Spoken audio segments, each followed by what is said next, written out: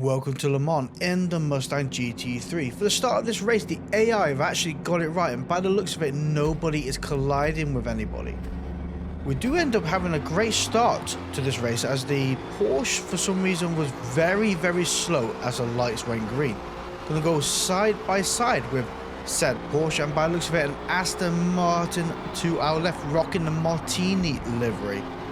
Turn 2, on the other hand, ends up being an absolute dive bomb fest, and ultimately, cutting a good portion of that corner, we only lose one position overall to the Red Bull liveried. Oh no, they've backed out. I was going to say the Red Bull livery Audi, although this Aston Martin did capitalise by using a lot of paint transfer as they went through that section there. Coming on to the fast straight though, the Aston Martin was a little bit sketchy, didn't know what to do with themselves, a little bit unsure. BMW doing BMW things, and I do believe I drove into Lousy Racer behind us at the moment, as we are coming down in a straight line but not driving straight. SS Seika almost destroyed that poor BMW driver up ahead. But we're going to come down to our first bus stop moment, and you know what? We're going to let them do what they need to do, because this race isn't about pure pace alone. It's about tyre management. We're rocking hard tyres, doing a no-stop strategy, and yes, it can very slightly be done here, but the last lap is quite sketchy, so preservation of the tyres early on, reducing the amount of skid you have, does make a huge difference later on in the race. Now, as we're down to position 13, that is less than ideal, but the overall time from position 1 is only 4.5 seconds away. Providing we can maintain a decent time from position 1, we will actually be in a good shout at the later part of this race. Of course, that does help out a lot if the cars up in front help us keep pace and not become a detriment overall. And with the sketchiness that is going on at the moment, people are still trying to find their feet on this track. We're heading to the corner of no return really, because a lot of people either forget to brake or get smashed clean off the track. And there is 3 victims there already, so that's 3 positions gained. Cannot grumble at that. Still 5 seconds away from position 1, right in the toe of the Aston Martin up ahead. They do have a BMW Rewind behind us, also in the tow, so we have to bear that in mind. They are in for the opportunity to capitalize upon our situation. Now, heading over to the corner where I usually send it flat out, go through totally sideways, and somehow manage to pull it off. Today we rocked it in one piece. No silliness going on, actually very well behaved to the Mustang. A little bit of an update, that poor person there in the wall. A little bit update to the tune on this Mustang, reduced a little bit of the suspension geometry to the rear, helped stabilize a little bit of the rear end of this Mustang, although it's still largely playful. SS Seika and the BMW up in front are side by side door banging with each other, and whilst they are attacking each other and trying to defend from each other, that would only slow them down to a certain degree, which has introduced the BMW behind us. Now, we just don't want that BMW behind us to also see an opportunity to capitalize upon us. While, yes, they can make a move, they still have not really anywhere to go. Patience is key in a situation like this, and hopefully them two will eventually take each other out. It's usually what happens that works in our favor. If not, then they start getting away. Oh dear, off track already. No penalty, fair enough, cannot grumble at that. Now anyway, talking about situations that do develop, the Aston Martin up in front is rocking a 1.7 second penalty, and Rewind behind is rocking a 1.8. I bet they wish they could rewind and not cut the track like they did, gaining that insane penalty. I have no clue how we managed to get away with it though, but the ghost system eventually kicks in and blanks out the Aston Martin before they did a miraculous rejoin of said track. Rewind is right up our trumpet though, not maximizing this corner perfectly and actually being a little bit messy, has actually giving us a little bit of breathing space from that car behind. And ultimately down the back straight, kind of a confusing move they went to go for there. Instead of turning into the brake zone, they went left, maybe trying to save themselves from crashing into the back of us, which is fair enough, sir. Credit where credit is due. But on the other hand, we have Monkey in the BMW behind us, as we're a little bit slow coming out of the final bus stop along the straight, and they were definitely a lot quicker. My gosh, the power that BMW was carrying. Although I don't think driving a straight line is optimal from said Monkey. I am beside you, Monkey. Do you mind? I will put us both in the wall at the end.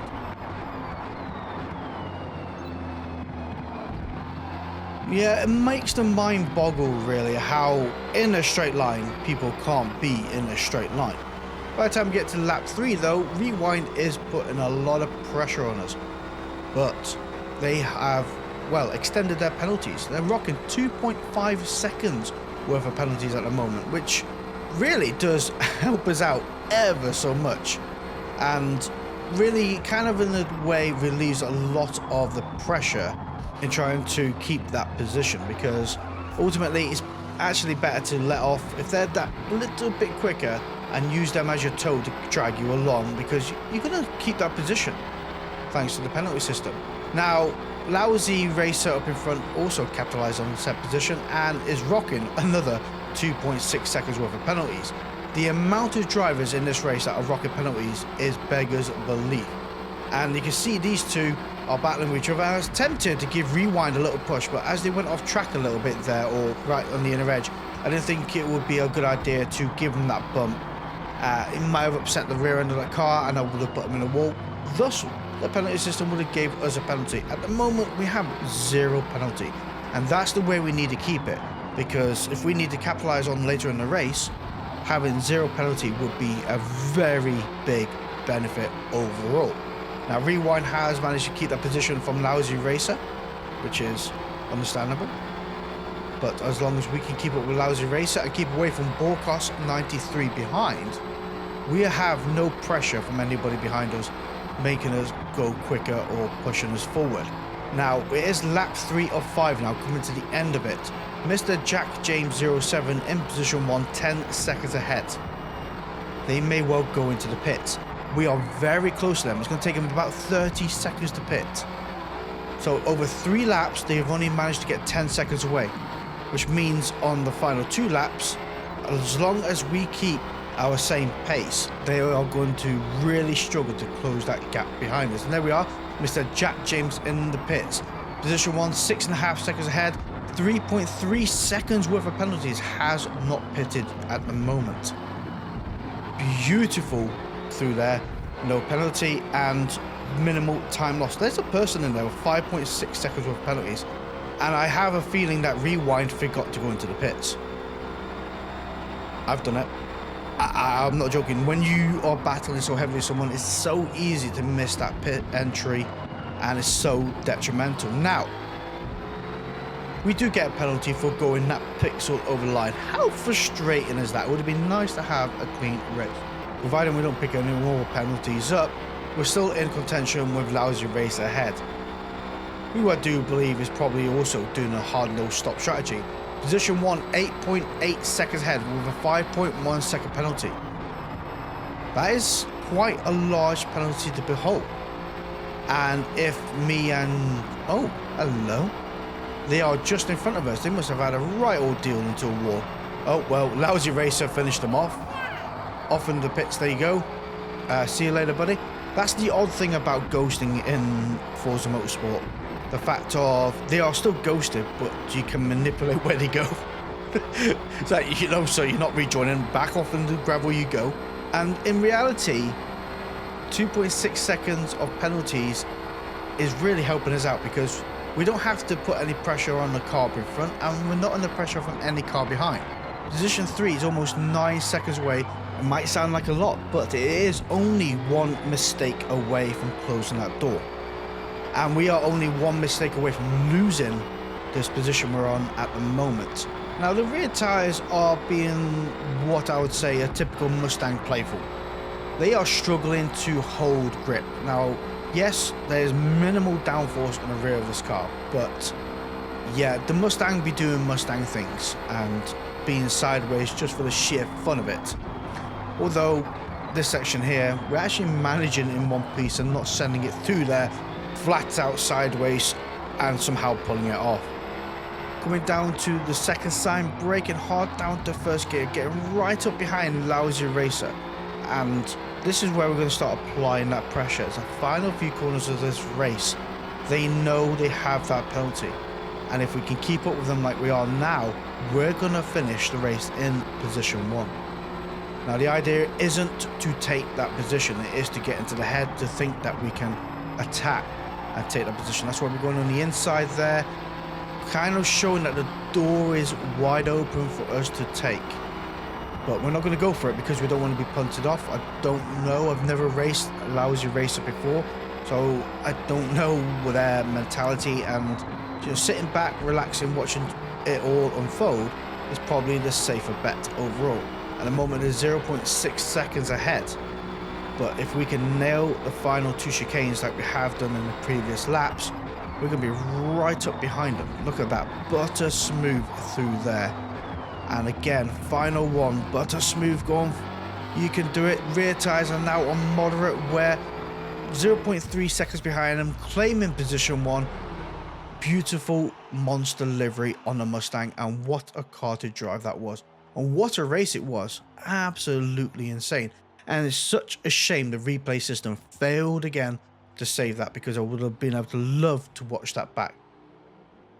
On the other hand though, we're going to head over to Mugello, where the race in itself is very, very different. It's not as aggressive as it was, but as you can see, the start of it, on the other hand, is typical Forza AI starter of the race. A couple of Ferraris to the right hand side, a Porsche, and we get a good launch off the line.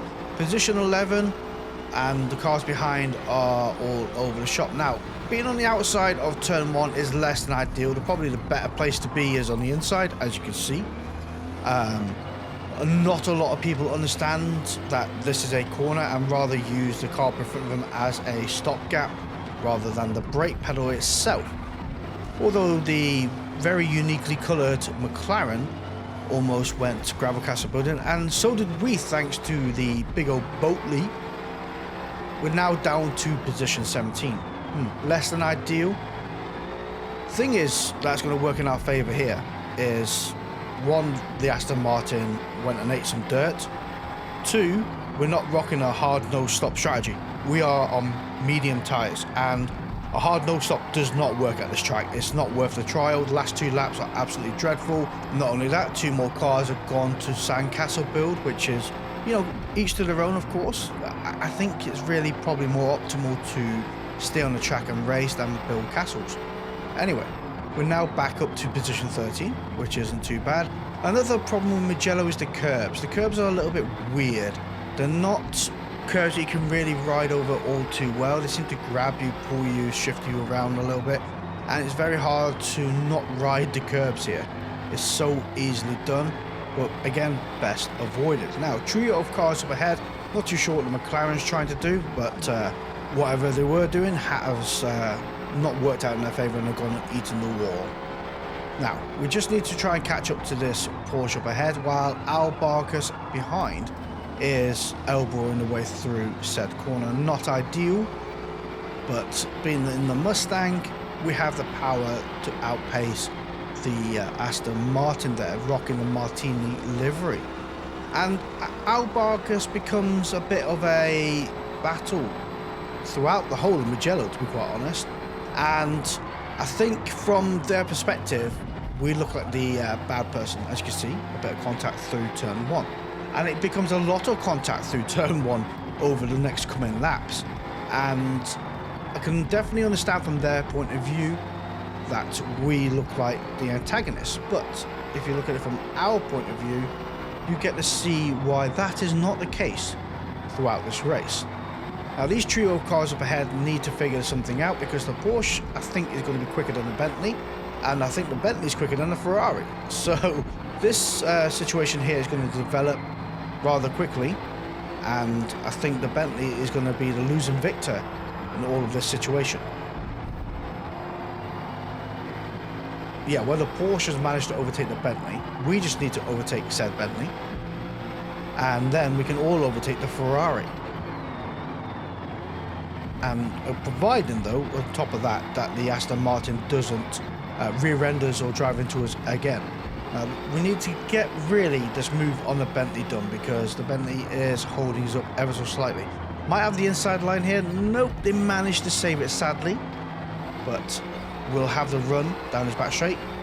Aston Martin giving our rear end a little bit of a kiss, a little bit of love tap, get going flash. I know I'm trying to, but I'm being held up by said Boat Lee up in front. Braking down to third gear here. Nice and tight on the inside. Getting that power nice and early and overtake the Bentley. And it is working to a certain degree. We might actually have a bit of side draft there. Oh my gosh, the side draft is pretty powerful. Come on, little Mustang, you've got it, my friend. And by the end of that, we did have said position, and so did the Aston Martin behind us. Now, the Ferrari is holding up the Porsche. Porsche has managed to overtake the Ferrari. I thought there was going to be a collision there. Clearly, it wasn't going to happen. We just need to overtake the Ferrari ourselves, and I think they are defending very, very well. They're making that Ferrari as wide as a Boeing 747. Problem is with that is Al Barker's behind in the Aston Martin will be able to start reeling us in. We have a 1 second lead at the moment. That is not a lot. As soon as they hit 0.8 seconds, they could be all over us. We're going to be in that slipstream, capitalizing upon that, and we do not need that working against us at the moment. So if the Ferrari gets out of the way, it'd be very much appreciated. Although I don't think they're going to do it as kindly as way we have just said it. Although that's definitely going to help us out, and straight into the middle of the track. Not a side, not picked a side or anything like that, straight into the middle. And do you know what? Beautiful slide. Beautiful slide. Held it, saved it, loved it. Oh, Al Barkas has gone into the pits. That gives us a bit of saving grace. The Porsche, on the other hand, is having a ping-related issue.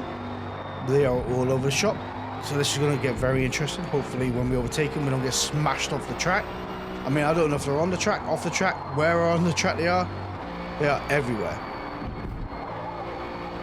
Well, considering they're not in front of us anymore, I can only presume that crash was a genuine crash. Well, each to their own, of course. Right, we just need to make sure we get through the pits, out the other side, and be in front of Al Barkas behind. And speaking of the devil, here they come flat out. Now we're going to be braking into this corner here, nice and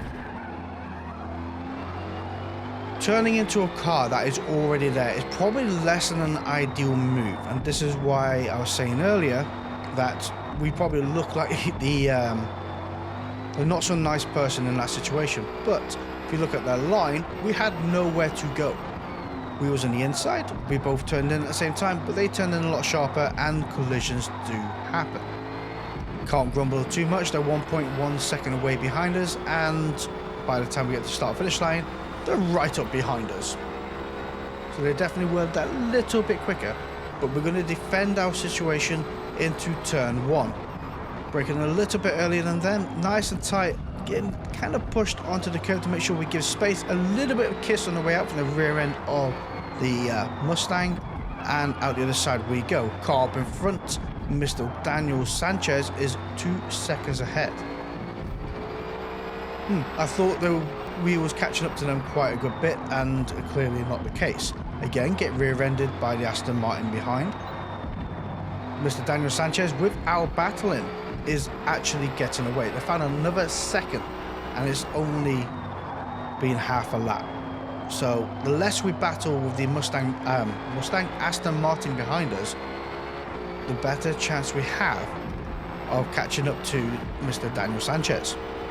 What has worked in our favour, though, is the Aston Martin behind has got a penalty. So that's going to help us.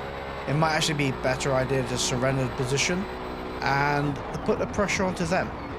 Although, again, this is what I'm saying. It's always turn one. You can understand it's easily done as you turn in that you get you know, excessive grip that was unexpected as you're turning in, but you've also got to adjust for that. And you know what? This is going to be our saving grace, losing that little bit of time. Do you know, we're not under pressure from that car behind. We are going to apply that pressure.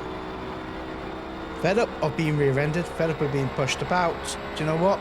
Just going to let them be. Is our final lap. As long as we can keep the time delta, close that door a little bit like we have at the moment, apply that pressure, that 0.2 second penalty is going to work in our favour. Sadly, we wasn't able to catch up to Mr. Daniel Sanchez, but we're going to keep position 6, providing we can gain another 0.2 seconds. And that is all going to be found in this final corner here. Can we pull it off as the car does go in a bit sketchy, closing that door, getting that power nice and early, side by side with Martini. It's going to be a drag race to the finish line. Do we actually take that position from him? Come on, Mustang, you've got it in you. I think we are just ahead. Now, not including the penalty, we are... Oh, literally 4 1,000ths ahead of them.